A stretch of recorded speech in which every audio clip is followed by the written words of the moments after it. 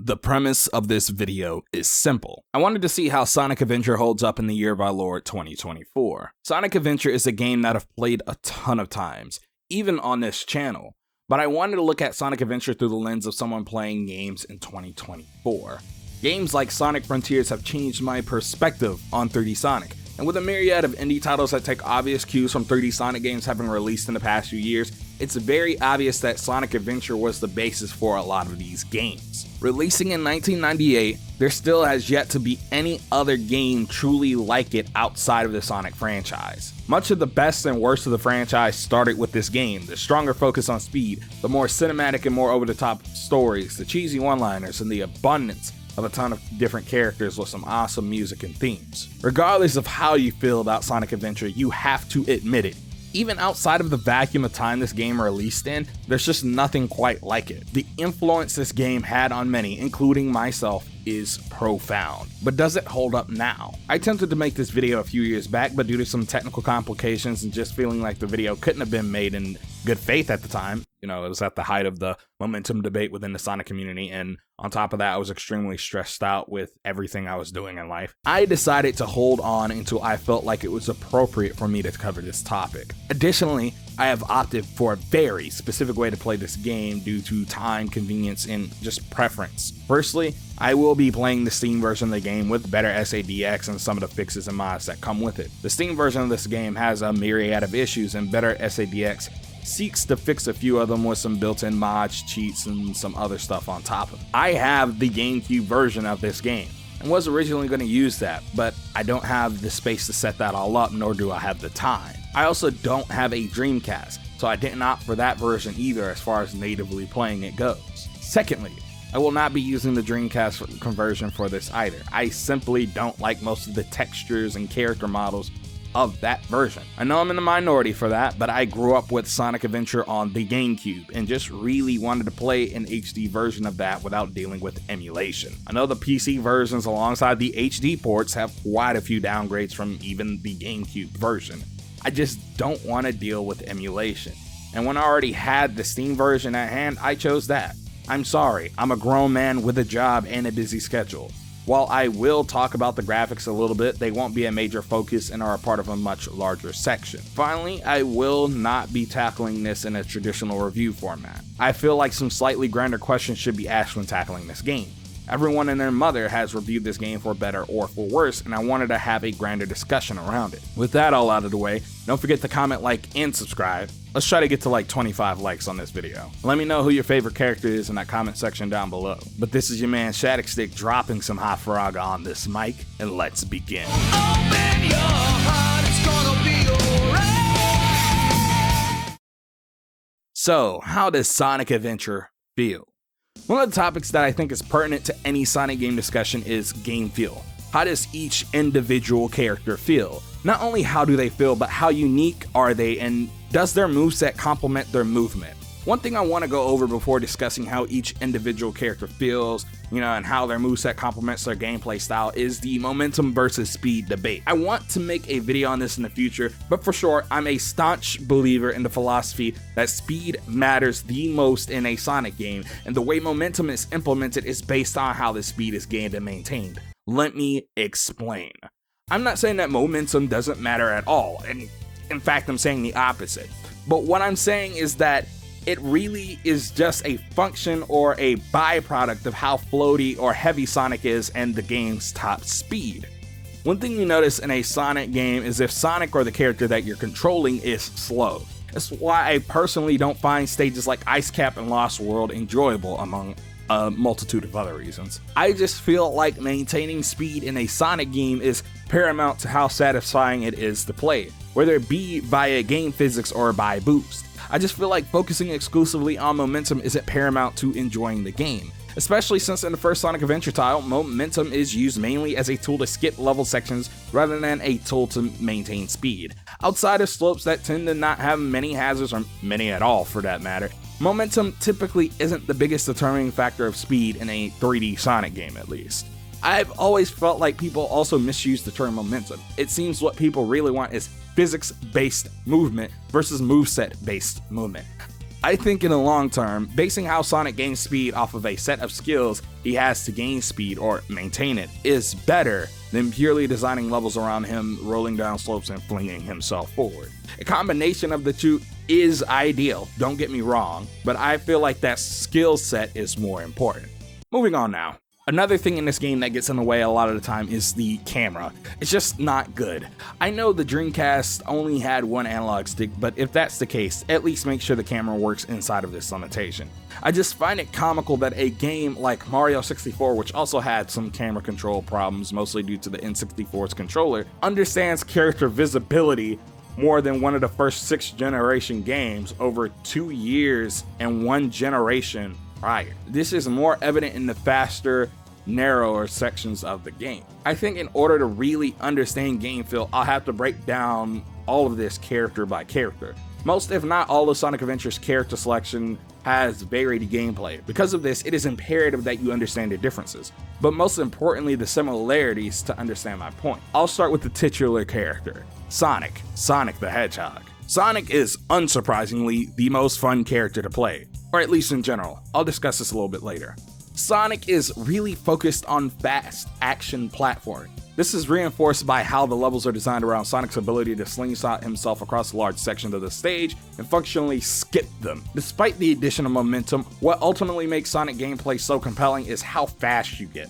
The top speed combined with having to react fast makes the gameplay satisfying when it works. The one thing that holds back Sonic's gameplay is, to a degree, the way the levels are designed. But I don't think it would be as much of a problem if Sonic were less slippery and controlled a little bit tighter. Sonic has a high tendency to fly off when you don't want to, and when you combine that with a camera that fights against both the player and the level design, you're gonna have a bad time. Hindsight is 2020, but I really think the little bit of restraint they put on Sonic's physics in Adventure 2 really paid off and created a much more polished experience. I know many people like the loose, unrestricted feel of some Sonic games, but I will always go for a tighter and more responsive control scheme every single time I'm given the option. I'm a person that would much prefer to be upset over screwing up something myself rather than because I'm fighting the game for constant control over my character. All in all, Sonic for the most part is fun to play. While I will discuss the level design later, I think many of my gripes with how he plays comes from the game being half designed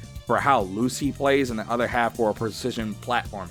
I definitely think for the first stab at adapting Sonic into 3D, Sonic Team at the time did a solid job.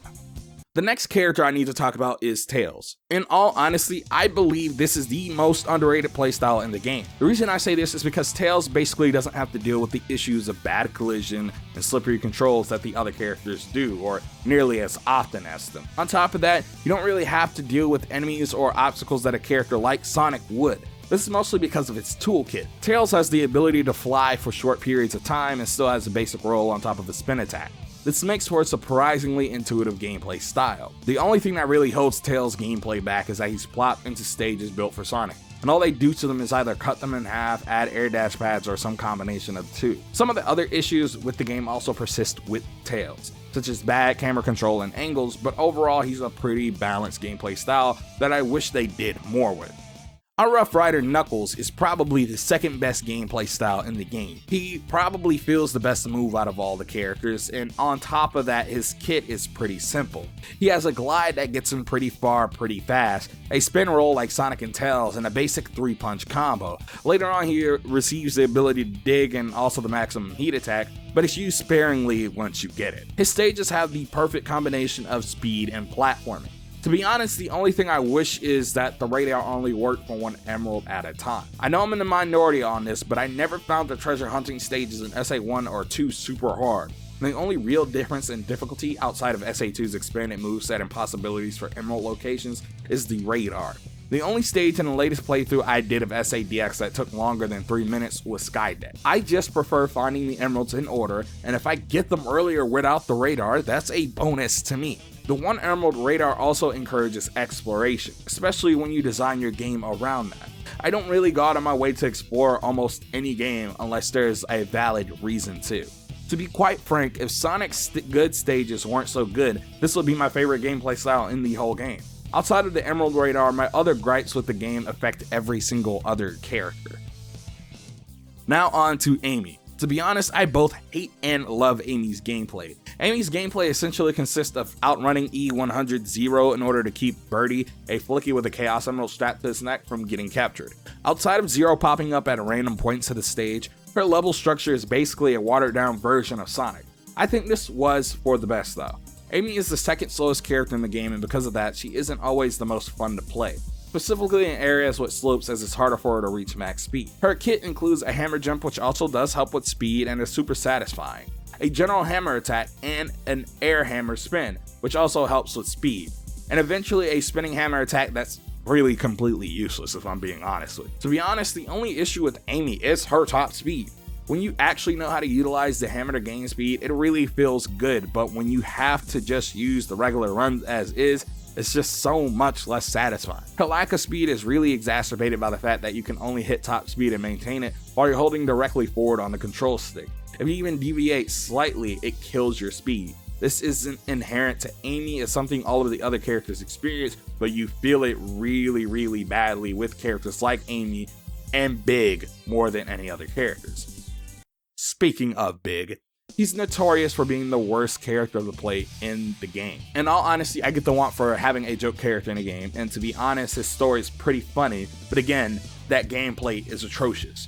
Big, unlike every single other character, focuses on a minigame basically. What is that game?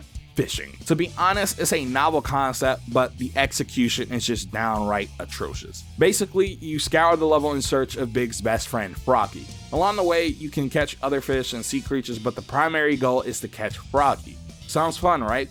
This gameplay style falls flat on its face for a few reasons. The control is just not intuitive. Analog stick movements are basically inverted from the directions you think they'd go. Outside of score, there seem to be really no reason to catch other fish, especially in stages like Ice Cap. The stage wants you to hunt down Froggy. Big's movement is slow and cumbersome on top of him being large. This horrible movement combined with the need to hunt down Froggy introduces a ton of unnecessary platform. Overall, when you combine shitty fishing controls, shitty movement, and shitty level design, you get some of the worst gameplay in the whole franchise. I genuinely can't see how they thought this was fun. Some of the worst gameplay to hit a game, period, in my opinion. And then we have to talk about Gamma finally. In all honesty, I would probably like this gameplay style a ton more if the stages were longer than 30 seconds. Gamma's goal is basically reaching the end of the stage in the 3-minute time limit. Hitting enemies, item boxes, and miscellaneous items throughout the stage will give you more time. In the later stages, you're also required to defeat a boss. Gamma has a run that eventually turns him into a tank on land and a hover drone over water once reaching max speed. He also has a lock-on gun and gains the ability to hover early on.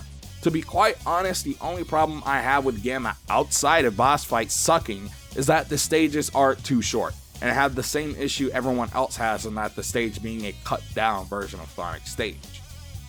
In general, mostly everyone feels solid to control outside of Big. Some might even say Amy fits in this category too, but I feel like once you master the movement with the hammer, she's honestly fine. While I do like the sense of speed that many characters have, I wish Sonic himself just controlled a little bit tighter considering he is the titular character and the most fun to play. I also feel like the emphasis on the slope physics make the slower characters much more annoying to play. I get wanting to replicate properties of 2D Sonic into 3D, but sometimes it hampers the experience. There's also times where it enhances it, so it's not too bad in that regard, but again, I'd really rather not have it and just hold forward and they gradually get faster than relying on slow physics.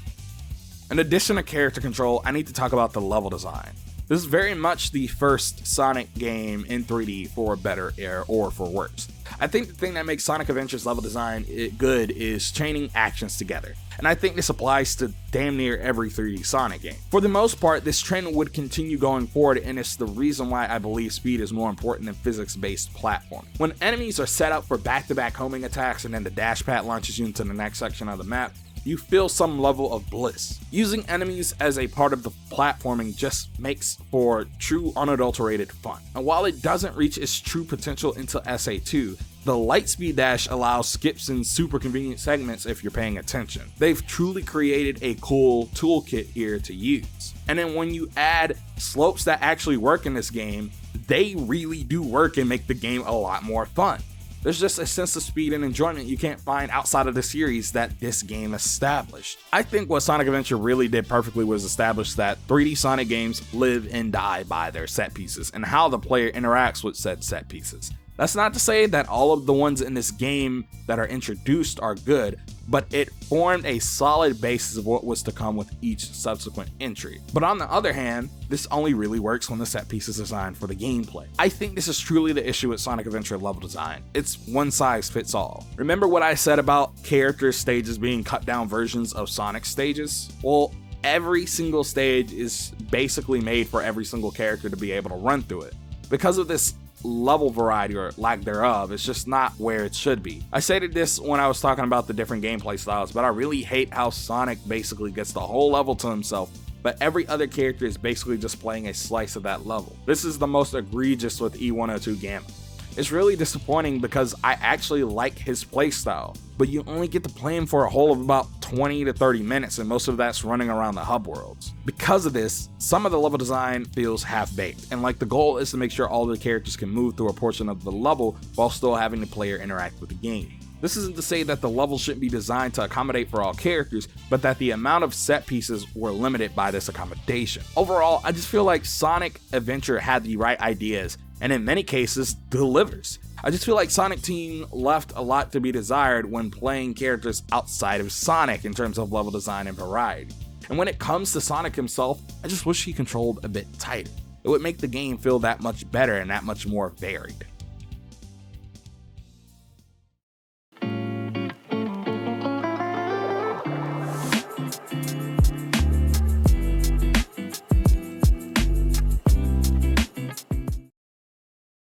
Alright, so let's talk about the presentation of Sonic Adventure. This section will basically be split into two micro sections. One will discuss the audio of the game, while the other will be talking about the visuals of the game. Beware, if you're playing the game via the GC version, the audio is somewhat degraded. This is ironically fixed in the Steam version. But let's get the visuals out of the way.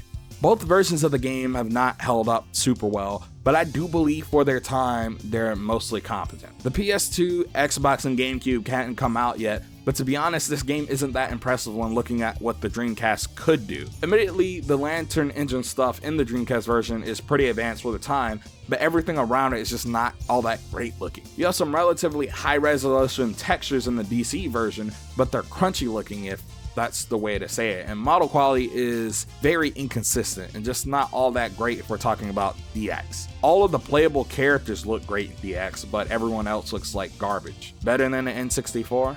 Definitely.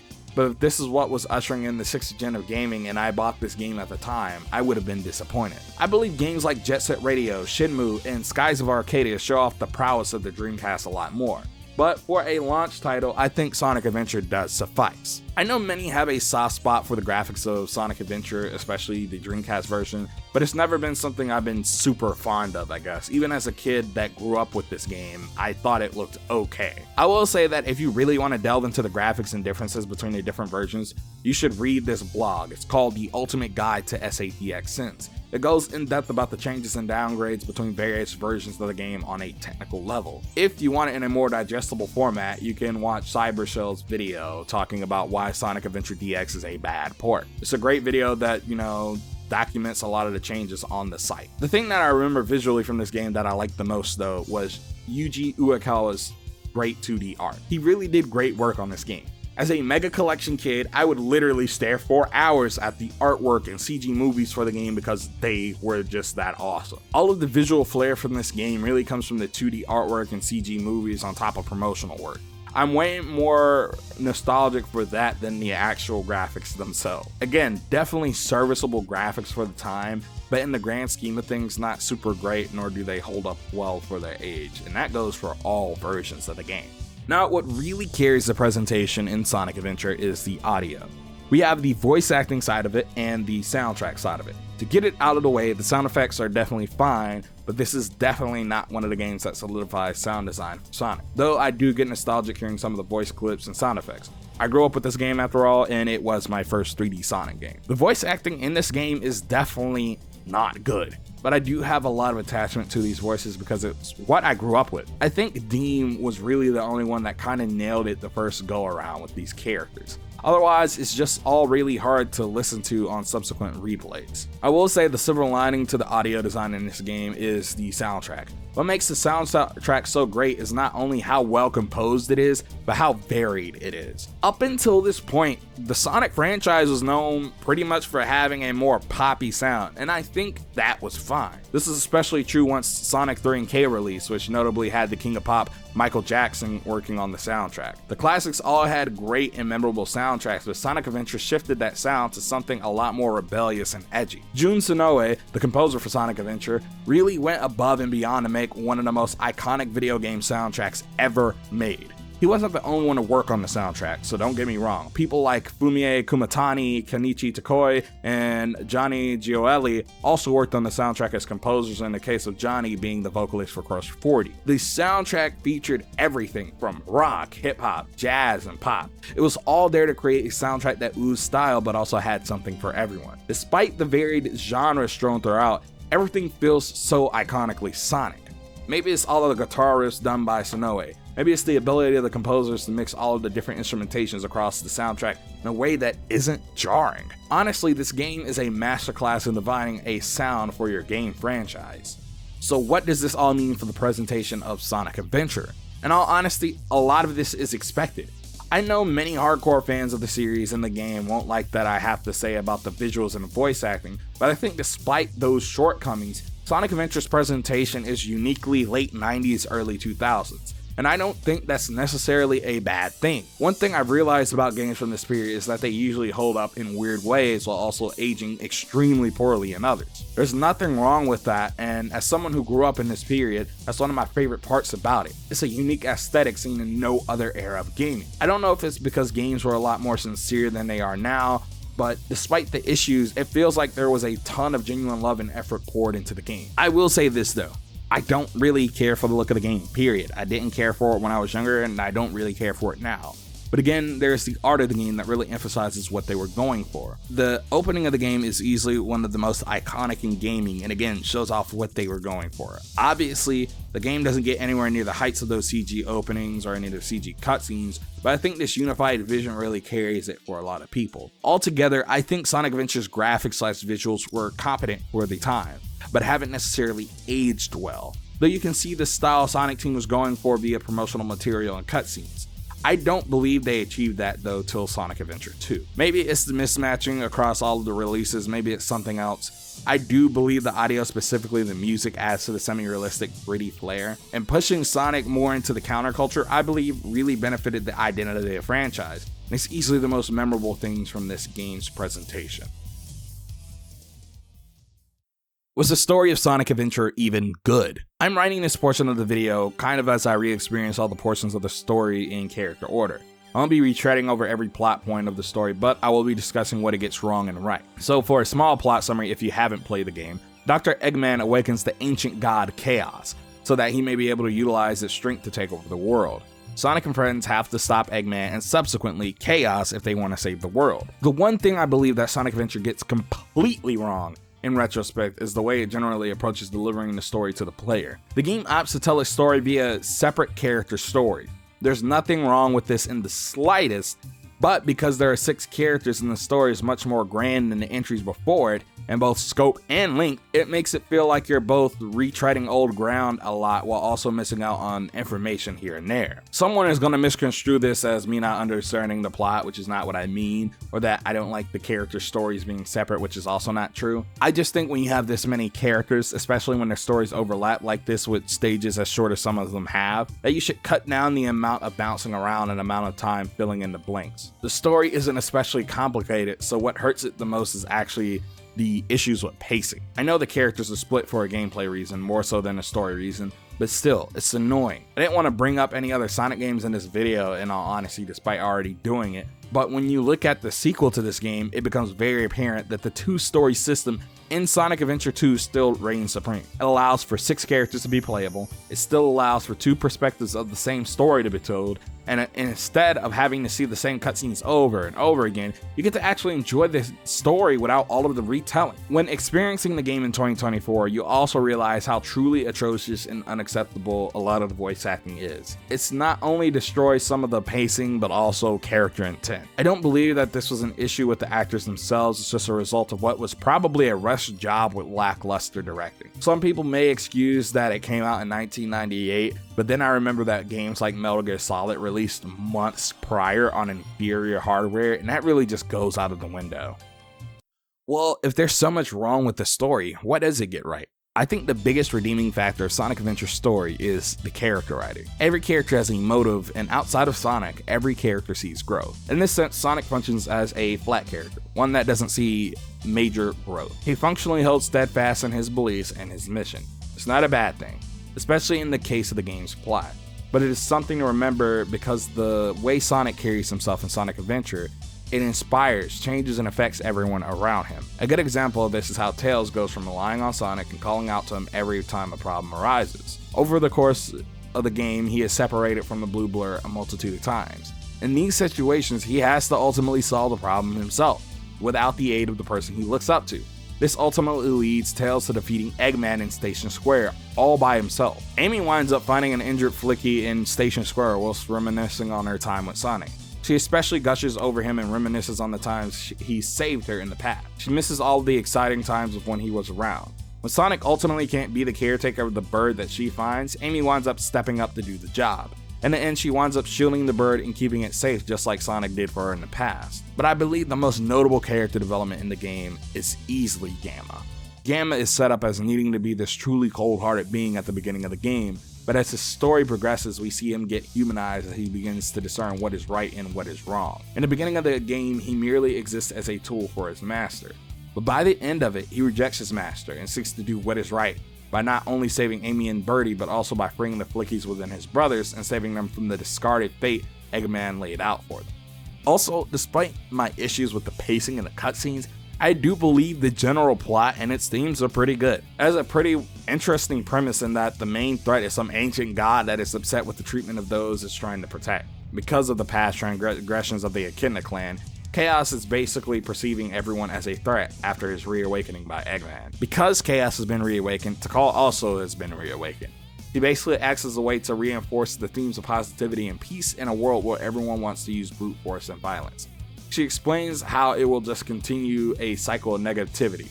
Chaos represents this cycle, and in a few ways, other characters represent the breaking of this cycle, notably Gamma. In the final story, our cast realizes in a very kid-friendly, cartoonish way that positivity is equally as strong, if not stronger than negativity. They use this positivity to channel the strength of the Chaos Emeralds, allowing Sonic to turn supersonic and take down Chaos and save the day.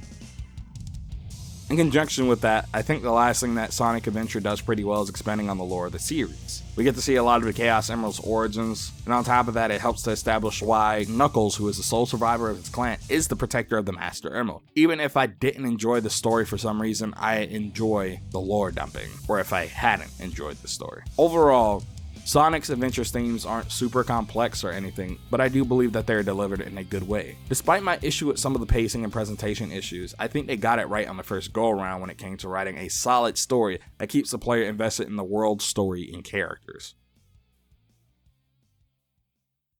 So, has Sonic Adventure survived the test of time? Is it worth playing now? I think Sonic Adventure is one of those games that really just have to sit down and play once in your life. I do believe it is easy to see why there are many who consider it not only the best 3D Sonic game or Sonic game in general, but the greatest game of all time. The game has a ton of redeeming factors. The gameplay, when at its best, is super fun and thrilling.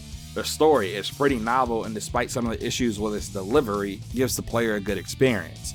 And while I do think no matter what version of the visuals you're using, they've aged. On top of that, the game has bad voice acting, but I do think all the promotional material, character designs, and music are top notch. I think when you look at Sonic Adventure in the modern day and age, the thing that holds it back is really just a general lack of polish. Overall, the game is solid, and I think it's worth playing, especially if you can emulate it.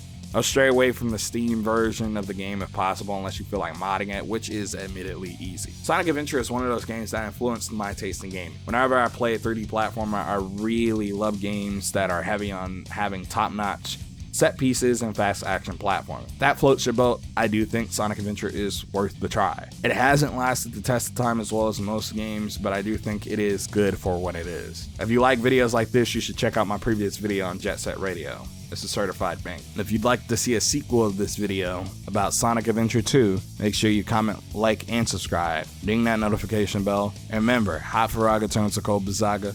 Chill out some of my other videos. Follow your boy on the Elon Musk app. This has been your man Shadicstick. I'm out. Peace and have a good one.